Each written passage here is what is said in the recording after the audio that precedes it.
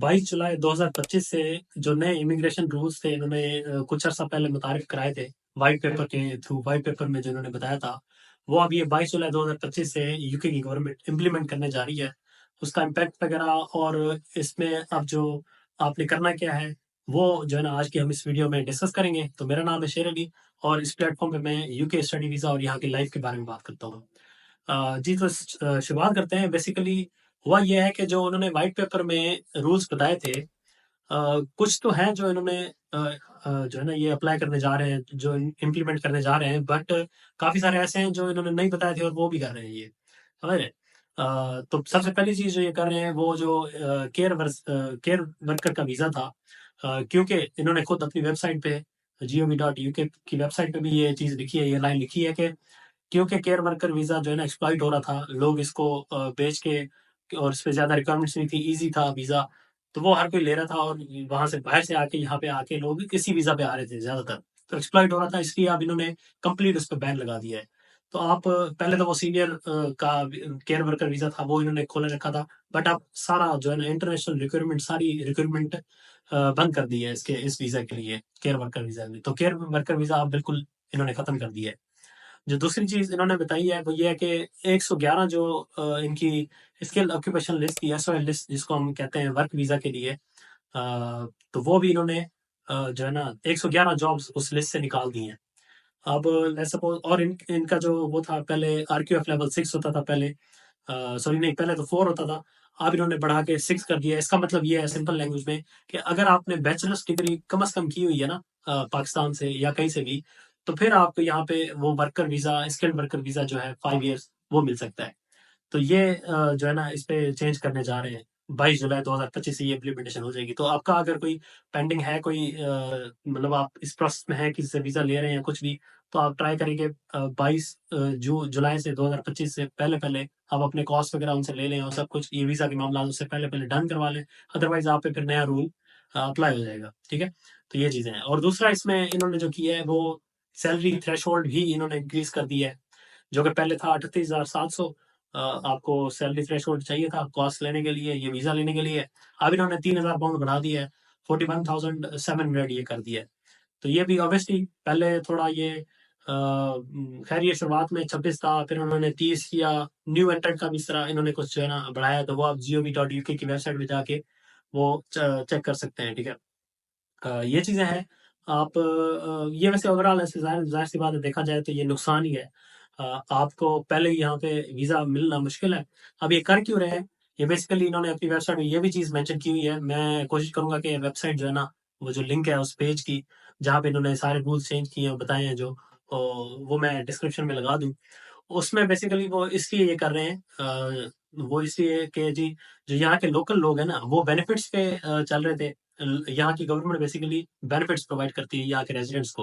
उनको monthly stipends वगैरह देती है, उनको खाने-पीने के, उनके हेल्थ के, सब कुछ वो समझ लें रिस्पॉन्सिबिलिटी होती है गवर्नमेंट की उनकी।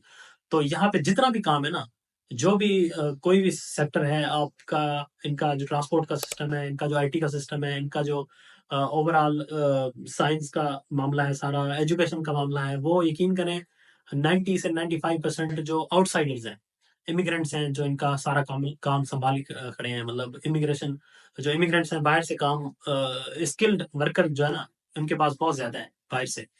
उसको कंट्रोल करने के लिए पिछले 4 साल में, क्योंकि ये बहुत ज़्यादा इंक्रीज़ हुआ है, स्टूडेंट्स भी बहुत ज़्यादा इन 4 सालों में आए हैं, वर्कर वीज़ा भी, स्किल्ड वर्कर वीज़ा भी, इसमें बहुत ज़्यादा लोग जो है ना इस वीज़ा पे आए हैं।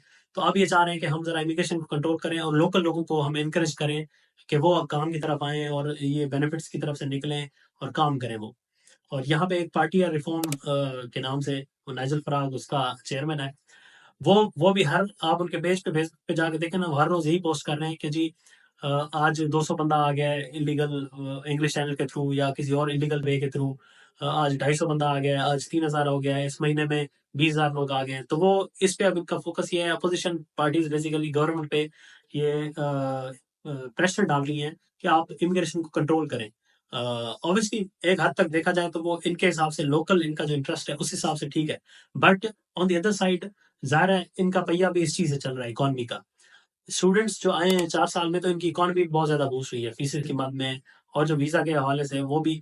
इकोनॉमी में ये बहुत बड़ा एक चंक है जो इमिग्रेंट्स इनको दे रहे हैं। ऑब्वियसली अब ये ज़रा आहिस्ते-आहिस्ते इस चीज़ से कोई और सोर्सेज़ वगैरह निकालेंगे या क्या करेंगे, या पॉलिसी मेकर्स जो इनके हैं वो कुछ ना कुछ इस पे ज़रूर हल निकालेंगे। पर इनका करंट स्टांस ये है कि जी जितना हो सके कि इमिग्रेशन को कंट्रोल किया जाए। जो बाहर से लोग आ रहे हैं उधर उधर से बस जो है ना रोक लिया जाए।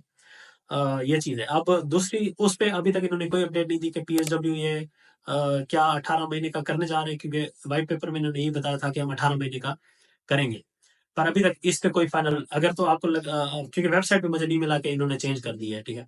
तो इस तरह का अभी तक पीएसडब्ल्यू पे कुछ भी नहीं हुआ कि इन्होंने डिसीजन दिया हो कि हम 2 साल से 18 महीने का कर रहे हैं, तो अभी तक इस पे कोई भी इन्होंने नहीं बताया। और वो जो इन्होंने कहा था कि हम टैक्स भी लगाएँगे, तो वो भी इन्होंने अभी तक जो फीस यूनिवर्सिटी वाला सीन था, वो भी अभी तक इन्होंने कोई अपडेट इस पे नहीं दी, जो इनके फाइनल रूल्स 22 जुलाई को चेंज होने जा रहे हैं। बाकी आपका डिपेंडेंट जो थे पहले, वो आप अगर मेरे ख्याल में कुछ चंद एक स्किल्स हैं, उसमें अगर आपकी जॉब है, तो फिर आपको डिपेंडेंट ला होगा, वरना उस वहाँ अगर जॉब नहीं है, तो आपको डिपेंडेंट्स भी वो इन्होंने उस वीज़ा पे स्किल्ड वर्कर वीज़ा पे भी डिपेंडेंट्स इन्होंने बंद कर दिए हैं। और जो डिपेंडेंट्स हैं, उनके लिए भी वो आइट्स वगैरह या पीटी वगैरह ये वो सब कुछ इंग्लिश टेस्ट देना लाज़मी इन्होंने करार दे दी है। तो ये कुछ चीज़ें हैं जो अभी तक इन्होंने जो है ना बताई हैं 22 जुलाई से, जो कि अप्लाई मतलब प्रैक्टिकली अब इन पे इम्प्लीमेंटेशन स्टार्ट हो जाएगी। होपफुली अगर आपको इसमें कुछ और हैं जो चेंजेस जो शायद मैं मिस कर रहा हूँ, तो आप कमेंट बॉक्स में वगैरह में बता सकते हैं कि ये चेंजेस हैं, तो होपफुली आगे मैं इस पे फिर रिसर्च करके मज़ीद कोई और वीडियो कोशिश करूँगा कि बना दूँ। ये चंद चेंजेस हैं, अगर आप आते हैं कि आपने क्या करना है इन चेंजेस को लेते हुए। अब देखें ना, अब अगर आप तो यहाँ पे नहीं है, अगर लेट्स सपोज़ यूके में नहीं है, आप वहाँ बैठे हैं, तो ये अगर चीज़ें देख रहे हैं कि यार ये मसले चल रहे हैं, तो आप अभी सब्र करें। मेरा पर्सनल मशवरा ये होगा कि हालात अगर थोड़े ईज़ी हों और ये रूल्स इम्प्लीमेंट हों, तो फिर डिसाइड करें, या फिर अगर आपने आना है तो फ़ौरन से बस आने वाली करें, ठीक है? आप अब वेट ना करें कि मैं अगले इनटेक में जाऊँ, उससे अगले में जाऊँ, फिर शायद हालात और बद से बदतर हो जाएँ, ठीक है? बट ये है कि काम की अपॉर्च्युनिटीज़ ऑब्वियसली रहती ही रहती हैं। हर चीज़ की अपॉर्च्युनिटी रहती है, बस आपने एक्टिव रहना है, अपने गोल्स वगैरह सही तरह बनाने हैं, अपने आप को ज़रा बेहतर बनाना है, ताकि आप हर माहौल में सर्वाइव कर सको। तो ये कुछ चीज़ें हैं, मैंने सोचा आपको बता दूँ कि ये रूल्स अब इम्प्लीमेंट होने जा रहे हैं। तो होपफुली फिर आपको ये अच्छा लगा होगा, और इंशाल्लाह फिर अगली वीडियो में आपसे मुलाकात होगी। तब तक के लिए दुआ में याद रखें। अल्लाह हाफ़िज़।